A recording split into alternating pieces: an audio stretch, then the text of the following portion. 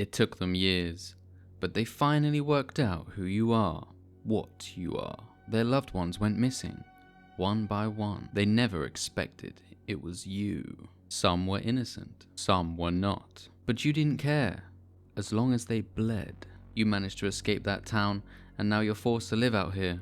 You can take the killer out of the town, but you can't take the town. You can't take the killer out of the...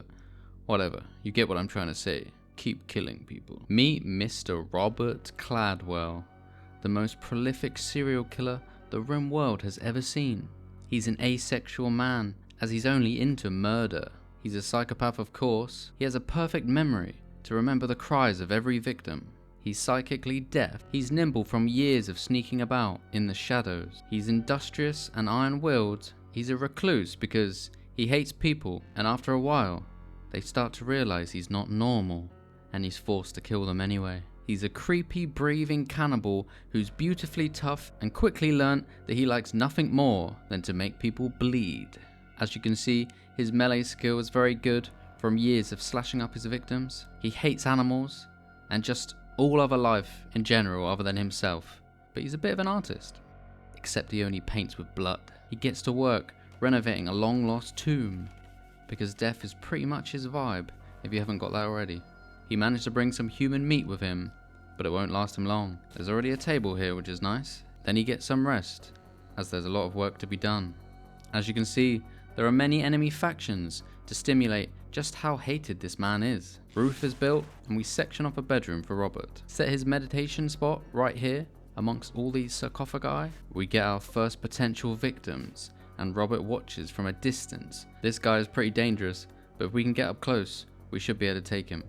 And the other guy is basically useless. Robert sneaks around and tries to arrest him. I don't know why, not the best plan. So he puts him down and just fights him and hopes for the best. He kills the main threat and turns on the next guy, who sprays and prays in desperation.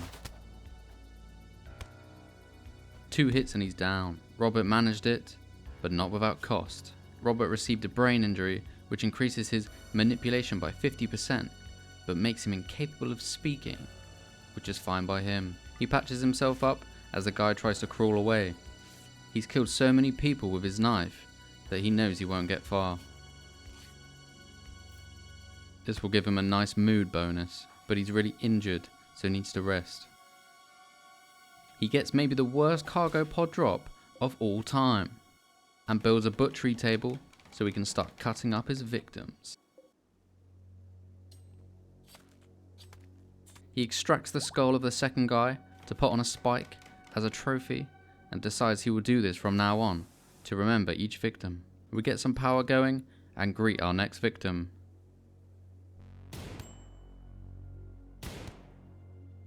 He likes it when they try to escape. It's more fun that way. Got shot a couple times there. Out of nowhere, a grizzly bear starts hunting Robert. Luckily he isn't too close and he can escape to his base. He hides inside until the bear falls asleep. But the next day, the bear is still hungry, and this is a good example of the dangers of speeding up time. Before I know it, Robert is being attacked by the grizzly. He tries to escape, but realizes there's no chance, and he's forced to fight.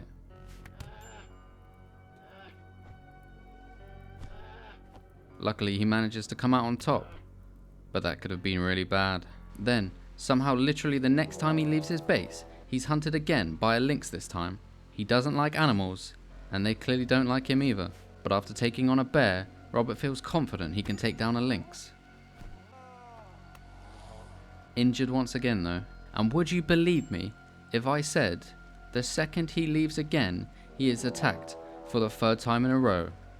Like, what are the chances of this? In all my years playing this game, this has never happened to me. But Robert is a special case. Robert is pissed now, and needs to set an example for the rest of the wildlife here, that he is the top predator in these parts now. But at least he has a lot of food now. It never ends with these animals. He still has muscle parasites, which are causing him to sleep way more and making progress slow. He then gets raided by a pretty strong guy, and he's not feeling up to it. So he plays it safe and places some traps by the door while he's coming. He hits the first trap, and now in a state of shock, runs in a random direction. He decides he's just gonna rob me, but all he gets is another trap to the knee, bringing him down. and Robert takes the pleasure of finishing him off. And now he has sensory mechanites as well, which is brilliant. A random meal falls from the sky, called Butcher, which is pretty ironic, as Robert is about to chop her up. He's in desperate need of a freezer to store all his meat. He's chilling when all of a sudden he collapses of food poisoning. Crawling to bed, all he can do is wonder what could have possibly given him food poisoning. He makes it into bed and is left with nothing to do but vomit profusely. He's finally better and can get back to eating the raw human meat that he keeps on the dirt floor. Finally, the freezer is finished and he can stockpile food, and he works on his bedroom a bit because even psychopathic serial killers appreciate a spacious room. All the clothes cluttering his base is starting to become an issue, so he works on building the expensive crematorium. The animals are still an issue, but at least he's gaining some melee skills from all this. A random boomerlope joins, which Robert slays immediately, forgetting that these things blow up. Yes, I have spent hundreds of hours playing this game. A fire breaks out, threatening to destroy all his precious human leather, but luckily he has this. Insert joke here about being covered in a white sticky substance. Apparently we can have a funeral for someone called Grim, and I have no idea who this was. This big boy is built and he can finally get rid of all this clutter. That is satisfying. Get some decent flooring down after being here for like a month. He's praying, and I can only assume it's to Satan. Dear Satan, please send me lots of victims I can slaughter. Thank you. He makes use of some of that human leather to make a nice armchair for his bedroom. This whole base is going to end up full of human leather stuff, and it's going to be amazing. So make sure you subscribe so you don't miss it. Start work on a proper storage room for all this crap. And we find a boar sleeping, which makes for an easy kill. Well, kind of easy. And it seems like Satan has answered Robert's prayers by sending a lone poor child right to his doorstep. Killing a defenseless child? Now that is evil. He sneaks around and behind his prey and lunges his blade into the child's back without hesitation. The child has his own knife and maybe could have become a fine serial killer one day, but it's survival of the fittest.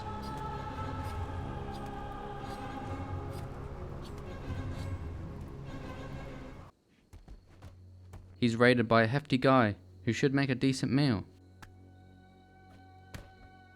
The collection of skulls is coming along nicely.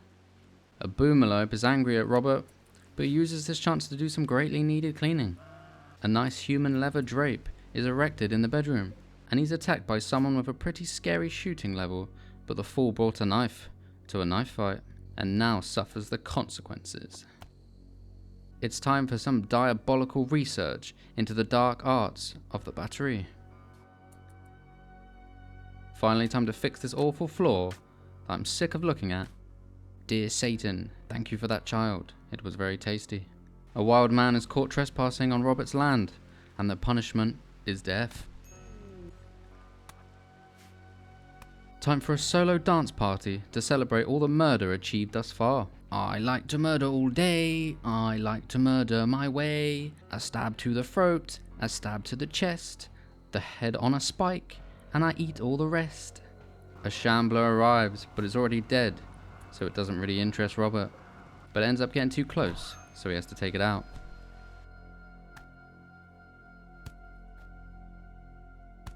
Yes, grasp to life with every ounce of strength you have left, so I can crush all hopes of escape. He puts this guy into a cage just to mix it up, and although he loves his murdering outfit, he knows that if he wants to live to kill for many years to come, he's gonna need some better protection. Starting with this World War I helmet, which is of poor quality, but it's better protection than a top hat. He keeps making helmets to get his crafting up, so he can make more armor. Robert heads out on his first journey to a nearby stash, since it's only guarded by 2 guinea pigs. Ah, useless ranged weapons that a melee guy can't use, and I can't sell them either, as I can't interact socially, but maybe I can get a slave down the line who can trade it for me. He accepts 18 days of forced rainstorm for an insanity lance, as that weather kinda fits his villainous vibe anyway. Actually, this noise is gonna get super annoying.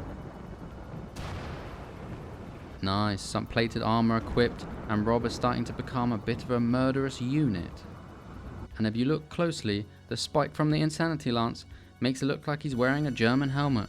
Robert is met with a warm welcome by a raider, but he just becomes another meal for the Rimworld Reaper, as he's always been known, and I didn't just make this up right now. He builds a slave cell right in front of his skull collection so they can see it every time they leave their cell, and they're literally forced to live in a bed made out of the skin of Robert's previous victims. So they better obey, or they'll become the bed for a future slave. Robert heads out to acquire info about a relic, which is fortunately guarded by one unlucky guy. He kills him and feasts directly from his body, right there like an absolute savage. Thank you guys for watching this episode. Where will Robert's story go from here? How many people will he kill? And how much blood will he spill? Make sure you like and subscribe so you don't miss the next episode.